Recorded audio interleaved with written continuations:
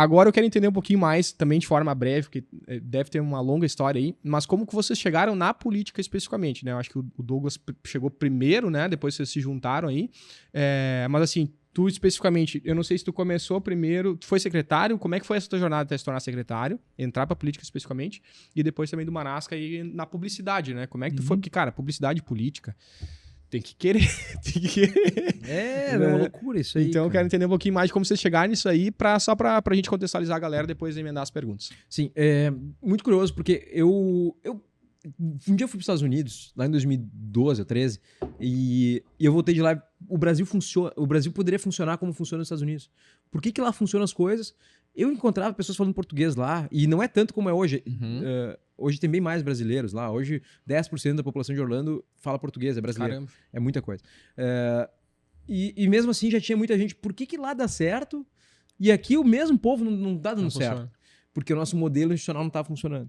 Então, eu me envolvi com a política porque eu queria mudar as coisas, né? E eu encontrei um partido que, naquela época, propunha esse tipo de mudança, né? Eu me filiei ao partido... O novo, não é que eu me filiei, eu ajudei a colher ficha de assinatura para fundar e tal. E não tinha um partido mais com essa visão no Brasil, mais à direita, né? E eu acabei me filiando no partido, etc., ajudando a fundar e tal. Depois... lá pelas tantas, eu acabei retomando para minha... Eu nunca deixei de fazer atividade de iniciativa privada, nunca deixei de ser engenheiro, sempre mantive o CREA, mas eu acabei deixando um pouco a política de lado e tal, e vim para Lajeado. Cheguei aqui, nós estávamos nos auges das manifestações de 2015. Ajudei a liderar esse processo. Daí eu e o Guilherme Tchek, hoje é vice da Gláucia, vice-prefeito de Lajeado. Nós subimos no caminhão de som e lideramos um protesto, tinha 5 mil pessoas na rua. Caramba. Aí depois ali veio pressão pra concorrer a vereador, aquela coisa. Eu não queria nada disso aí. Eu queria voltar pra iniciativa privada. Aí o prefeito, que na época não era prefeito, Marcelo Calma, em 2016, me chamou e disse, vem coordenar minha campanha. Daí eu falei, Marcelo, é que eu não coordenei nenhuma campanha de vereador. Tu imagina de prefeito. O PP é um partido de muita tradição aqui, não podemos perder. Ele falou assim, tem tradição, mas a gente precisa de ideias novas e temos que renovar, tem que ter gente nova. O PP não era favorito naquele ano. Não era favorito. O favorito era a Márcia Scherer do MDB, né? E nós precisamos apresentar uma forma nova de fazer as coisas. Vocês conseguiram levar a gente pra rua, vocês tinham... E a gente ajudou o Marcelo Calmo daquela forma ainda bastante informal, assim, né? Mas eu e o Guilherme, nós coordenamos a campanha do ponto de vista de comunicação, essa parte de digital, que era totalmente incipiente em 2016. 2016 tinha dúvida se podia usar ou não, até era meio tido que não podia usar tráfego pago na campanha, depois regulamentaram. Tinha dúvida se podia usar até a internet, era uma coisa meio surreal, assim, né? Mas foi a primeira vez... Só tinha Facebook naquela época? Só tinha Facebook. Foi a primeira vez que a internet teve e tinha um papel preponderante, porque em 2013 as pessoas foram pra rua por conta de ter, na época ali, o Facebook, com os eventos do Facebook. Em 2015 as pessoas foram pra rua, na época do impeachment também, com o Facebook principalmente, e o YouTube já surgindo naquela época. E depois, em 2016, foi a primeira vez que... Então nós já sabíamos mexer com esse negócio. E deu certo, a gente ganhou a eleição que era improvável, né? Então, e o Marcelo me chamou no dia seguinte, ligou pra mim e pro Guilherme, vocês vão ser meus secretários. Ele queria que fosse secretário de obras, né? Uma coisa assim, eu falei, não, eu faço mais sentido que outra coisa, mas eu até neguei no primeiro momento. Eu falei, não, vamos falar mais tarde, mas acho que não. E aí depois, ele conversando, faz sentido, tá, vamos fazer o seguinte, vou ficar um tempo e depois eu vou fazer outra coisa, assim. E isso tudo foi muito rápido, né? Depois eu fui convidado pelo Marcelo Van Conta Hatten. como tu me conheceu daí. Assim, daí a prefeitura tinha uma comunicação que não estava tão boa quanto a da Câmara de Vereadores.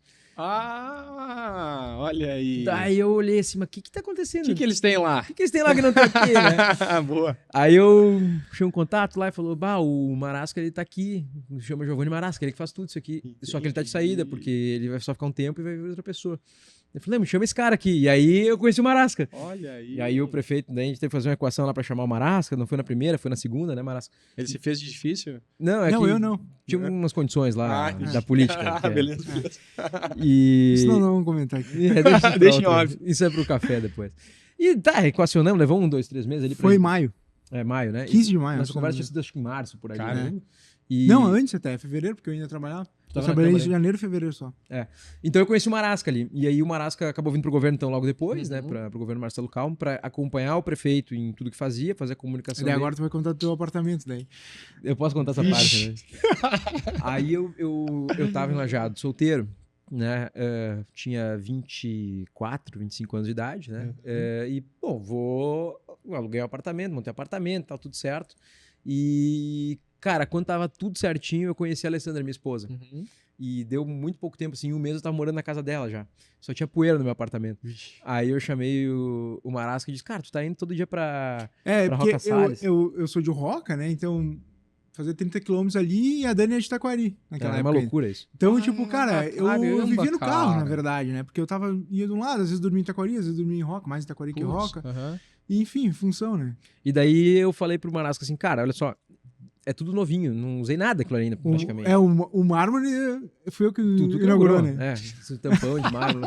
Muito bom. E daí eu falei, cara, tu dá uma olhada lá, vê se a Dani não quer, e tu vai lá e pega pra ti, né? Eu confesso que foi tão rápido que chegou uma hora assim que eu falei, cara, o que eu tô fazendo? Eu tô indo morar com Sim, imagina. mulher que eu recém-conheci, tô entregando meu apartamento. O Marasca falou, cara, vai dar certo, relaxa, agora Confia. já foi. Já tinha ido, assim. E na verdade, assim, cara, quem tomou mais iniciativa foi a Dani, né? Porque ela disse, não, se tu faz esse caminho aí, eu posso fazer o caminho inverso todo dia. A gente pode morar junto. Cara, foi aí que a gente também deu espaço aí, né? Eu e a Dani. Aí, e daí, depois ficamos 1 ano e pouco. E daí depois, quem foi habitar esse apartamento foi o Guilherme. O vice. Não é possível, eu realuguei pro Guilherme. Né? O Marasca comprou a casa, saiu e ficou com o Guilherme. Guilherme. E foi passando esse apartamento. Até que na hora que o Gui entregou, depois do apartamento, ficou um monte de piada, assim, né? Quem Sim, que imagina. pendurou esse espelho aqui? Quem é que é o culpado? E, cara, foi bem legal. E daí o O Guilherme pegou todo o ônus, né? Que é aquela coisa quando tu tira um negócio, tem que pintar o apartamento e tem tal. que né? entregar novinho. E daí foi curioso, porque daí eu deixei um monte de móvel. Eu falei, mas fica com esse móvel, eu não tenho de enfiar esse negócio. Vê o que a gente vai fazer depois. A gente combinou lá o que ficava e tal.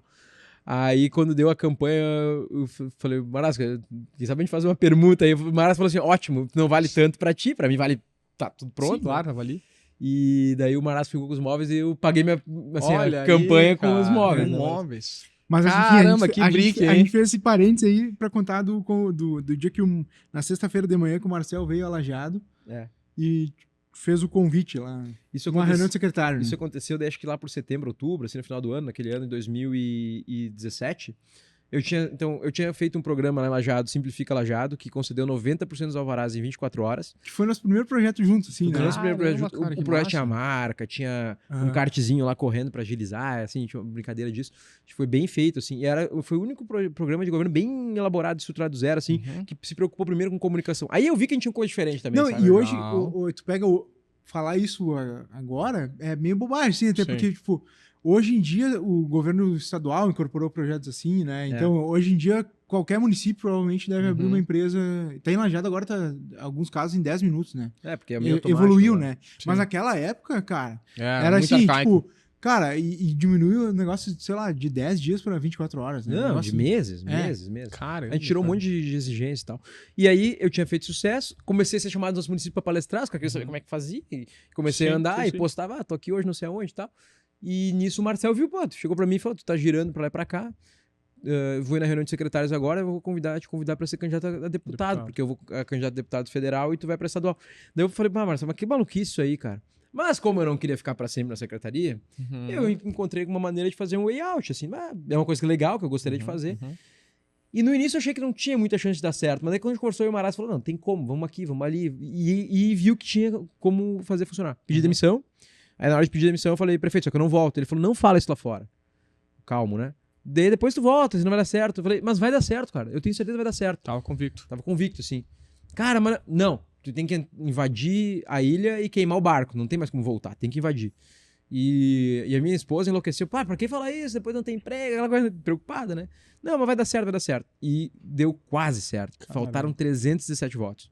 Foi um trabalho, assim, muito bem feito. É claro que qualquer detalhe teria resolvido isso. E aquele ano o Novo tava muito em evidência, né? Então a gente tinha Era um um bom público bem aquecido, assim, né? A Entendi. gente fala Sim, no a digital. gente fala de digital, a gente tinha um público bem aquecido, assim, que... e depois a gente até vai comentar, a gente tava falando em off aqui, né? Da diferença de votos de 2018 para 2022, né? Porque o Douglas fez, sei lá, uns 3 mil votos em Porto Alegre aquele ano lá, né? E depois foi tudo feito aqui por causa do Que era trabalho local. basicamente fator novo, assim, né? Caramba. E depois disso, então, eu concorri, aí eu fui para Brasília ser chefe de gabinete de deputado Alexis Fontaine, então eu comecei a ter uma experiência maior ainda no âmbito da política, e foi legal ter dito que eu não voltaria. E no dia que tu perdeu, né? Que tu não ganhou, digamos assim, foi o dia que a gente disse, né? Nós vamos começar a pré-campanha agora. Isso. Caramba. Tinha uma obstinação grande ali. E eu fui para Brasília para ter experiência lá, assim, para ver como é que isso funcionava e tal. Uma experiência de vida surreal, diferente de tudo que eu já fiz. Aí eu fui correspondente da Rádio Independente, fazendo direto de Brasília. eu conheci ministros, eu conversava com o Tarcísio junto com os deputados, assim, Presidente do UFL? Fui presidente da FL lá. Eu comecei a ter o UFL é um Instituto de Formação de Líderes, né? Tá. Então eu comecei a ter um background já bem legal, assim, de política. E depois voltei para concorrer. E quando acabou a eleição, porque o Novo estava numa crise e tudo mais, tinha perdido muita identidade, né? Foi um momento ruim de concorrer pelo partido. Eu resolvi me desfiliar. Essa decisão não foi pelo partido, não foi por nada. Foi uma decisão minha, de carreira. De dizer assim, não, eu quero empreender. Eu sentia muita falta de empreender. Eu e o Marasca rodávamos o estado todo, com equipe de comunicação e tudo, mas eu sentia muita falta de empreender. E eu gosto do setor privado, é óbvio que a gente tem muito respeito pelo setor público e tal, mas eu gosto de estar do outro lado. Entendi. E eu nunca quis, de fato, estar na linha de frente. Não foi uma coisa que eu construí eu fui atrás. Não, a coisa caiu, eu fui convidado. Aconteceu. Foi acontecendo. Então, eu fui puxado para isso. E eu me sinto, hoje, eu me puxando para uma área que eu quero estar. Então, foi uma decisão pessoal minha, da qual eu não quero voltar atrás tão cedo, não faz parte dos meus planos. Essa desfiliação foi em 2023 daí, pós... 2022 mesmo ali, quando foi em acabou a 2022 eleição, ainda, no no final de finalzinho. Eu deixei bem claro para todo mundo que não era uma questão... assim, o partido isso, o partido aquilo. Eu tinha minhas críticas e tenho, assim, coisas que deveriam e melhoraram, de fato. Tem um post no teu Instagram sobre isso, né? Tem eu lembro um post que tu fez uma carta aberta, assim, e tal. Tem uma carta. Legal. É uma decisão minha profissional mesmo, muito profissional. E por quê? Porque nós começamos um trabalho ali e a gente sentou, eu e o Marasca, e falou, cara, a gente vai abrir um negócio, Heitor. Então a gente já sabia que nós seríamos sócios. Tá, peraí, tu já vai falar sobre a abertura da empresa? Deixa o Marasca falar, então. Isso, eu quero saber a tua percepção sobre essa fase aí, porque eu ainda quero fazer mais uma pergunta sobre essa fase da vida de vocês aí. Cara, foi um negócio bem louco, né? Porque em maio de 2017 o Douglas me trouxe para a prefeitura e em maio de 2022 ele me tira da prefeitura também. Tá, mas como é que tu chegou? Ele te conheceu trabalhando pra Câmara. Eu vi o trabalho dele na Câmara, eu não sabia quem era. Mas como é que tu chegou na Câmara? Cara, é que na verdade assim, eu fiz uma no mesmo tempo que o Douglas trabalhou aqui em 2016, eu trabalhei em Roca, uma candidatura do PSDB, Tá. que não foi vitoriosa, enfim, mas fiz um bom trabalho lá. Um trabalho bem legal, minha primeira experiência, e é um negócio meio de urgência, assim, de fazer tudo, sabe? E depois disso, como era uma campanha do PSDB, por meio dessa campanha eu conheci a Mariela Portes, que tinha sido um fenômeno na eleição de 2016, tinha sido eleita. Fez em 1.500 votos. Uma boa votação. Uma baita de uma votação, assim, uma surpresa, assim, apesar dela ter o pai dela, que era vereador, mas surpreendeu muita gente. Ela é tal. super dinâmica, né? Bem legal. E eu conheci a Mariela. E daí nesse meio tempo eu já tinha começado a namorar com a Dani e tal. E eu tinha... Daí eu pensei, não, eu vou empreender também. Eu tinha feito uma MEI, na época era um dos primeiros MEI, assim, que tinha, assim, em 2016. E, cara, eu vou tocar um negócio. Eu tinha uns clientes lá em Taquari, sabe? Fazer uns negócios meio uns freela, mas mais organizados, assim.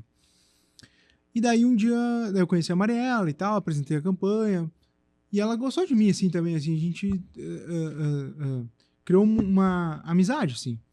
E daí um dia ela me ligou, sei lá, era tipo dezembro, eu acho. Eu acho que era, sei lá, a última semana do ano, assim. E ela disse, Marasca, é a Mariela aqui, lembra de mim? Então a gente ia tomar um café junto. Deu, oi Mari, tudo bem? Não sei o quê. E daí ela falou assim, olha, eu vou te falar, eu tenho uma proposta pra ti e eu vou ser bem sincera, tá? Tu sabe que a gente vai pegar a mesa diretora lá e tal, vou participar, acho que ela era vice-presidente ou secretária, acho que ela era.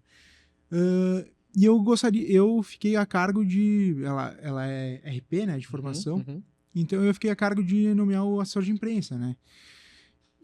E eu já tenho uma vaga para uma pessoa, só que essa pessoa tá viajando, ela tava no Japão, acho, a pessoa. Ela só vai voltar em março. Eu teria essa vaga, se tu quisesse, para janeiro e fevereiro, assim, vou ser bem sincero contigo, tá? Daí, cara, na época o salário era bom, assim, e tal, não precisava encerrar minha MEI, não precisava nada. Pensei, por esses 2 meses aí eu vou é uma experiência nova, vou tocar esse negócio aí, vou abraçar essa oportunidade, não tem nada a perder. E, cara, foi bem na época que a Câmara entrou em evidência, porque, claro, mudou a legislatura, então entra novos vereadores, dá uma oxigenada, a Câmara sempre, a imprensa volta para a Câmara e tal. Só que a gente tinha discussões das concessão da BR-386. As audiências públicas. Isso aí tava em pauta na época. Tava em pauta na época. E a Câmara começou a criar um protagonismo e a gente começava a anunciar as coisas que a Prefeitura não fazia. A Câmara fazia, a Prefeitura não fazia. A Câmara dá muito mais ágil que a Prefeitura naquele momento. Comunicação, né? Isso que chamou atenção, assim. E não, mas o site estava bem organizado, tanto é que tinha uma identidade bonita. No dia que eu conheci o Marcelo, foi lá numa audiência pública lá na Fiergs, acho que foi lá em Porto Alegre, acho. Eu tava nessa audiência, e aí tu me apresentou, daí tu falou pra mim, eu lembro que o Douglas me falou pra mim, esse é o cara que eu te falei. Isso era, tipo, finalzinho de fevereiro, eu acho que eram meus últimos dias, assim. Então, cara, foi dali que... Daí depois o Marcelo me chamou e tal. E, cara, foi engraçado, porque lá em 2017 a gente criou o Instagram do Marcelo Calmo. Que daí... Sentados num evento dentro do... Numa audiência pública, do acho que auditório. era também. Acho que era um negócio do prefeitura do bairro, acho uma coisa assim. Uma coisa assim. E a gente criou o Instagram do Marcelo. E começamos a seguir algumas pessoas para elas seguirem de volta. A gente... e, cara... Arrumamos 500 seguidores na arrancada. E daí foi engraçado, porque o Marcelo, ele, apesar de ter vencido uma eleição, ele tinha bastante dificuldade de se comunicar na época, assim. Durante a primeira eleição foi bem difícil, assim, em termos disso. Ele isso foi eu não vivi, né? Enfim, mas aí, Caramba. cara, e a gente tava ali todo dia, batendo na tecla, né? Entendi. E a gente tinha uma proximidade bem grande com o Marcelo. E daí uma coisa bem legal de contar aqui também, que no dia 11 de março de 2020 foi o dia que surgiu o papo da pandemia. E esse é um momento importante também. E daí, isso aí, sei lá, o Marcelo devia ter 5 mil seguidores, acho, né? Era no início do Instagram também. O Instagram se usava há pouco tempo. O Instagram, cara, Um ano, tava talvez. começando os stories, assim, pra galera entender um pouco. E daí, cara, o Marcelo sempre foi um cara... Ele sempre foi muito ele, assim, sabe? Então ele... E ele tomou uma decisão que foi muito acertada na época, que foi de reunir toda a galera, líderes da cidade de Lajeado, pra falar sobre o assunto. Chamou o cara da Polícia Civil, da Brigada, do hospital, da Secretaria da Saúde, da Unimed, enfim, reuniu toda a galera que pudesse estar envolvida com o tema, sentou e disse, pessoal, nós temos algumas informações, tal. Foi na segunda-feira, né? Isso foi na segunda. Logo depois do carnaval. Cara. E daí, cara, enfim, daí foi indo. Chegou a quinta-feira, que era o dia da Grenal da Libertadores, não sei se tu lembra. Meu que Deus, era um negócio... São muito específicos. Que era eu tenho boa memória. Caramba! E tinha o Grenal, e já tava, assim, estourado o assunto, assim, era dia 15... Não, era dia... Não era dia 15, dia 15 foi no domingo, eu acho. Era dia 12, ali por ali. Tá. Aí, até tinha um papo, assim, se vai sair o Grenal, não vai, e tal. Foi aquele Grenal, acho que deu briga e tal. Sim, fechou o pau e tal. Uhum. E já tava estourado, assim, a mídia comentando e tal. E daí, naquele dia, eu disse, Marcelo, tu vai ter que, assim como tu assumiu no offline aqui, as rédeas desse negócio de reunir essa galera, tu vai ter que ser assim no digital, na comunicação. Ele, não, acho que não, cara, não sei, tenho um receio. Aí, cara, peguei meu telefone, liguei pro Douglas. Eu tava lá em Minas Gerais. Lá em Minas ele tá. Mas ele trabalha em Brasília já, sabe? Isso. Eu falei, olha só, tá ligado no assunto pandemia e tal. E o Douglas tinha mais informações que eu. Não, vai estourar esse troço aí, não sei o quê. Eu tava no governo, o governo Zema nós tínhamos um seminário que tinha alguns secretários do governo Zema. Como nós estivemos de Brasília e tinha um senador que tinha vindo da China, ele era suspeito e depois confirmou, foi as primeiras confirmações em Brasília, acho que foi o primeiro. E a gente tinha estado com esse cara. E aí todo mundo foi tratado como tinha que estar isolado. Assim. Sim, quarentena. Função. Aí o vice, o Simões, que é o vice do Zema hoje, era secretário dele, e vereador e secretário. Ele tinha renunciado, achou o cargo de vereador, né? Mas era, enfim. Ele entrou numa sala lá com a gente e disse, o governador Zema tá ciente de que vai vir um vírus que vai, infelizmente, ceifar vidas. Caramba. E que a gente vai ter que encarar isso como os outros países encararam. Não pode ter pânico, mas nós temos que comunicar. Nós temos que explicar para as pessoas para elas não entrarem em pânico e principalmente para a gente preservar os grupos que são mais vulneráveis, né? Uhum. E a gente não pode deixar a nossa economia parar também, porque não vamos poder parar, porque vai levar tempo isso aqui. Então a gente já tinha uma visão bem apurada. Isso era logo depois do carnaval. Uhum. E é muito curioso, porque de não ter nenhuma informação, e eu participei do debate lá em Brasília, em fevereiro tinha sido aprovada uma lei em janeiro, fevereiro, se aprovou uma lei da pandemia no Brasil. Antes de se falar em pandemia. Pandemia era coisa da China, não tinha nada a ver com o Brasil, né? Parecia coisa que nunca ia chegar aqui. Mas, vou fazer uma lei pra dizer que tem. O Mandetta foi lá na Câmara, acompanhei esse debate lá, enfim. E eu tava em Minas e no final de semana antes tinha o aniversário desse secretário, vereador. E no outro dia, assim, na outra semana, os caras estavam alarmados que, olha, chegou no Brasil. Cara. E aí, ele fala isso aí pra mim uma hora antes, nós temos que se comunicar, e o Marasca me liga uma hora depois e diz, cara, nós temos que comunicação. Eu falei, cara, tu tem mais influência com o Marcelo, tu trabalhou mais tempo, ele te conhece há mais tempo, liga pra ele e convence ele, cara. Isso era tipo 11h30 da manhã. Aí, o Douglas ligou, aí o Marcelo, tipo, ele chegava na prefeitura 1h15, eu acho, por aí, porque ele dorme às 12h40. Cara, ele veio 12h30, assim. Tá. Daí ele veio lá na sala, vamos gravar o vídeo aí. Falei, opa, convenceu, né? Funcionou. E já marcava a live, né? Vamos marcar a live. Não, daí ele fez o vídeo. Aí, cara, começou, né? Aí, não sei se vocês lembram, vocês vão lembrar, mas Lajeado foi uma das primeiras cidades a ter grandes números de casos, assim. Porque teve um pessoal de Lajeado que tava num cruzeiro. Com pessoa de fora, eu acho, e, cara, deu um surto nesse cruzeiro, assim, sei lá, cruzeiro, sei lá, umas 300, 500 pessoas, não sei, não me lembro quanto que era. E, cara, a galera toda quase se contaminou. E veio muita gente pra Lajeado, então, Lajeado já teve os primeiros casos logo no início, cara. E daí, cara, o resto da história eu não preciso contar, porque, assim, todo mundo sabe o pânico que virou aquele negócio. Claro, foi loucura. E daí o Marcelo instituiu esse grupo que ele reuniu, com alguns ajustes ali, pra se reunir todo dia na prefeitura às 7h30 da manhã. Entendi. Cara, nós fazíamos uma reunião todo dia. E daí, cara, eu lembro, começou os negócios, daí no dia 15, que era no domingo, nós estávamos numa festa na familiar minha, eu falei, essa aqui vai ser a última festa que nós vamos. Falei pra minha família. E a minha mãe, da onde? Não sei o quê. E eu falei, Dani, amanhã tu não vai mais dar aula no colégio. Pode escrever. Falei. Cara, na segunda de manhã começou os decretos, assim. Daí um decreto em cima do outro, tal. Resumindo. Cara, sei lá, na quarta-feira acho que não tinha mais ninguém na rua, assim. Tava todo mundo geral, em casa e tal, foi um caos. E, cara, nós começamos assim, então, religiosamente, todo dia tinha reunião. No final da reunião, o Marcelo fazia um vídeo com um boletim do que tinha sido tratado na reunião, falando abertamente para as pessoas o que era. E daí, no domingo, no sábado, eu falei, cara, eu acho que nós temos que fazer uma live disso aí, no domingo. Acho que nós temos que fazer uma live para as pessoas tirarem dúvida, porque a gente tinha muita dúvida. Sim, aquele dia ela já tava respondendo muito direct, e muita coisa. Naquela época, essa questão de desinformação já era bizarra, né? Porque, cara, tinha muito ruído em muita relação coisa, enfim, cada um falava uma coisa, e daí o Brasil já tava polarizado naquela época, Sim. então já tinha um viés de que ficar em casa, não ficar em casa, sabe aquela coisa? E nós ali tínhamos que ser muito racional, né? Claro. E daí eu falei, cara, eu acho que nós temos que fazer uma live. O Marcelo foi meio reticente e tal, daí nós, cara, forçamos a barra lá e fizemos uma live. Uma live com... daí não, foi uma live e foi, na cara... casa dele. Na casa dele, uma live com celular, sem microfone, bem no improviso, assim. Sabe aquele negócio, tipo, faz, primeiro tu cria, depois tu ajeita. Cara, a live no dia deu 1.600 pessoas simultâneas. Tá maluco. Absurdo. Ninguém fazia live naquela época. Ninguém fazia live naquela época. Eu falei, cara, tá aí, ó. Nós achamos um negócio.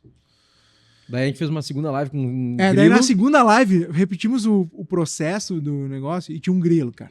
Do lado do microfone. O grilo ficou a noite inteira na live e tal. Era um microfonezinho de lapela daqueles, não tinha ainda esses bons microfones de lapela, assim. Exato. Pluga no celular e tal. Então era um microfone de lapela que saía do celular e ia correndo assim pelo chão e ficava no meio de todo mundo. Era horrível, sabe? E um grilo resolveu parar do lado daquilo. Aí eu falei, na próxima nós vamos fazer o seguinte, nós vamos arranjar os microfones, vídeo, etc. E aí daí chegou quando tiveram os decretos mais severos, chegou a 6.000 pessoas assistindo ao mesmo tempo, né? Caramba, e aí depois disso, isso conduziu o processo de comunicação... Cara, eu acho que o ápice, na verdade, foi a gente entrar em cadeia com a Rádio Independente. Pra mim foi o ápice. Tipo, os caras, domingo, e era assim, domingo, 8 horas da noite. E, cara, começou o negócio das pessoas dizerem assim, não posso, às 20 horas tem a live do prefeito. Caramba. Era assim. E foram 80 lives, cara. A gente conhecia os caras que comentavam. O fulano comentou. Tá aí, foram 80 lives com temas diferentes, com convidados diferentes. Cara, religiosamente... Teve uma enchente, né? Vocês não lembram de 2020, teve uma enchente gigantesca. A live foi dentro do pavilhão da enchente. Para o prefeito não parar de fazer o que estava fazendo. Aí no meio disso teve uma campanha eleitoral, que o Marcelo foi à reeleição, e a gente decidiu, assim, antes de começar a campanha, disse assim, cara, A live de domingo é a live do coronavírus. Não tem política. Não tem política. Todo mundo que tava, sei lá, eventualmente com um adesivo, tirava adesivo Acabou. e tal. Aquele momento lá, aquela 1 hora, que era mais ou menos isso aí, a live, o Marcelo é o prefeito, ele não é o candidato. E, cara, nisso aí o Marcelo... Eu lembro que, assim, na segunda live... Eu falei que o Marcelo tinha uns 5 mil seguidores, né? Na segunda live, o Marcelo... Tu lembra? Nós tava lá e eu disse, cara, tá chegando a 10 mil, o Marcelo vai poder ter o arrasta pra cima. Lembra? Quem tinha 10 mil chegava no arrasta pra cima. Cara, e o Marcelo chegou nos 10 mil no meio da live.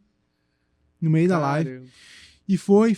Hoje o Marcelo tem um perfil consolidado, a gente acompanha ainda, sabe dos números, sabe dos resultados. A gente gerencia ainda. Tem uns 50 mil seguidores, então, Mas cara, o Marcelo... muito classificados seguidores. E assim, aí locais, entra um pouco do negócio que eu ouvi o Kleber Benviu falando, que o Kleber é uma inspiração para nós aqui, uma referência, mas é uma frase que ele fala, que eu acho que é do Percival Pugina que fala, que é outra grande referência, cara mais de idade, jornalista. A comunicação, ela é nada mais que um garçom. Caramba. E o político, ele é o cozinheiro. E quem tá lá na ponta, quem é o pagador de imposto, né? Ele é o cliente. Então, assim, tu pode ser o cara mais legal, o garçom mais gente boa do mundo, né? E aí, chefe, não sei o quê, o cara que brinca, vem, o cara ágil. Sim. Passa logo um paninho na mesa, limpa e tal, já traz o copo. Tá. Cara, mas se o cara lá não fizer uma boa comida... Não adianta. Então, assim, o Marcelo que ele é na rede social é o que ele é conversando aqui contigo. Entendi. E isso a gente sempre foi muito, assim, em tudo que a gente trabalhou, principalmente na política, assim, cara, nós vamos retratar o que tu é. Se tu é um cara grosso, se tu fala errado, tu vai continuar falando errado. Porque é assim que tu fala. Sim, nós criar um personagem ali. Porque assim, cara, o Marcelo é um cara que ele leva as filhas no colégio, ele vai no mercado, ele vai no clube, ele é um cara que circula muito pela comunidade. Sim. Então, cara, tu não pode encontrar um Marcelo no supermercado e um Marcelo na rede social. Então, a gente sempre esteve muito preocupado com a narrativa e muito pouco preocupado em fazer o que chama de propaganda, né? Sim. Que é tu inventar algo que não existe. Que é o que, vamos lá, que é o que o governo federal faz hoje. O governo federal é muito propagandista. Total. Cara, propagandeia qualquer coisa, só que tu vai ver lá, nada se sustenta, sabe? E daí, cara, aí vão lá e demitem o secretário de comunicação, que, cara, pode botar o outro cara, vai ser mais experiente, mas não vai mudar nada. Eles têm um bom publicitário agora na comunicação, que é o Sidônio, do governo federal. Ele tem todos os méritos de conseguir fazer uma boa campanha pro Lula lá, mas se não tiver um bom governo, não tem comunicação que resolve. Sim. E isso é algo que, inclusive, quando tá bem compreendido... A gente tá falando uma semana depois que aconteceu a polêmica do Pix aí, né? Então, assim, cara, um vídeo de fundo preto derrubou um negócio do governo, sabe? Sim. Por quê? Porque um vídeo tinha verdade e o outro era um governo que tava tentando mascarar um negócio que não era bem aquilo ali, sabe? Então, assim... A gente sempre tem essa linha de raciocínio de, cara, tem que ser o que tu é, tem que retratar o que tu é. Boa. E a narrativa, ela é importante, mas ela não pode ser criada em cima de fatos que não se seguram, não se sustentam com a verdade frente à opinião pública, né? E esse é o maior erro.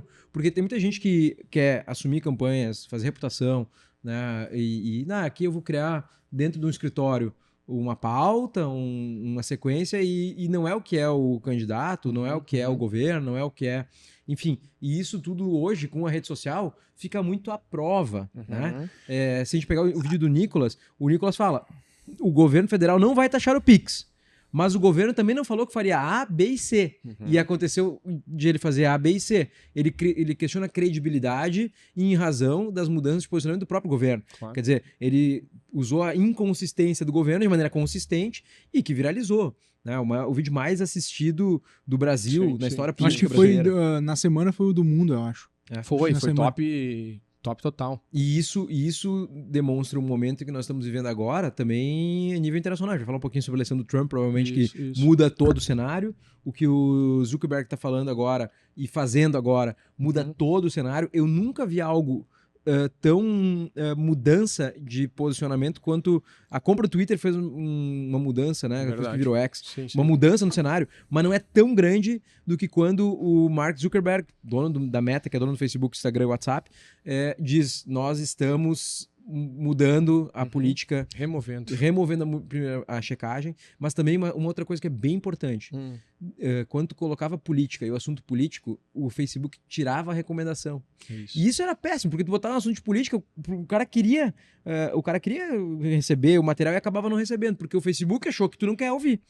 E o Mark Zuckerberg disse que não, as pessoas não queriam. Mesmo quando tu se interessa pelo assunto, né? Mesmo quando se interessa. Sim. As Que pessoas tu fica ali atiçando o algoritmo, né? Ele Aquele limitava negócio, o ele alcance, limitava. Então, algumas cabeças brilhantes da equipe dele, porque foi ele que inventou esse negócio, da equipe dele, em algum momento acharam que as pessoas não querem isso. Então, por que elas consumiam isso, né? Então, tiraram a política. E quando nós encaramos no início política, sempre foi algo difícil de construir. Hoje, a tendência é que os algoritmos sejam modificados para parar de ter esse shadow ban que se fala, né? Que é quando tu bane sem banir, tu diminui a entrega. O Doug passou por isso com a gente, falava, Doug, vai ter um assunto que vai flopar. Tu joga ali e simplesmente flopa, porque a entrega cai abaixo de números. E tu falava com a pessoa na rua, na padaria, a pessoa perguntava assim, e como é que tá a política? Uma coisa maluca assim, como é que a mesma pessoa que me para na padaria quer saber de política, na rede social não ia querer saber disso aí? Claro. Porque foi artificializado por conta desses algoritmos. E esse jogo tá virando, né? Então, a política já voltou, as pessoas continuam. O Mark Zuckerberg fala exatamente isso. As pessoas estão cada dia mais interessadas pela política, porque cada vez isso afeta mais. E elas estão sob o escrutínio do digital. Antes era o que falava a imprensa dentro de uma redação. Se a redação, o chefe de redação não achasse que esse assunto era pertinente, não ia, ele ia para a espiral do silêncio. Então tinha um assunto que era relevante para muita gente e ele simplesmente não era debatido. Por que tantos anos a gente não falou sobre costumes aqui no Brasil? Porque por muitos anos vários assuntos não foram... Aborto não era um assunto. Nos Estados Unidos era um assunto, aqui não era um assunto. Por quê? Porque aqui... por muito tempo, alguns assuntos, quando eles vinham para a pauta, se retirava da pauta por interesse de algum de outro, né? E isso fez com que, por muito tempo, um lado ficasse sem voz. E a rede social trouxe voz para um lado que ficou por muitos anos sem poder se expressar, sem encontrar os canais, sem encontrar os meios. E aí, quando esse lado conseguiu se expressar agora, o que o lado que representa hoje o status quo fez? Diz... Isso é desinformação, isso é mentira, isso é fake news. Só que as pessoas entendem que isso não é isso de verdade, que isso é pura narrativa de quem tá lá. E aí, mais uma vez, se gerou esse contrassenso de quem quer um mundo mais livre no digital para se expressar, inclusive falar coisas erradas e tomar punição por isso, mas que tem a liberdade para falar, contra quem diz que tudo é fake news.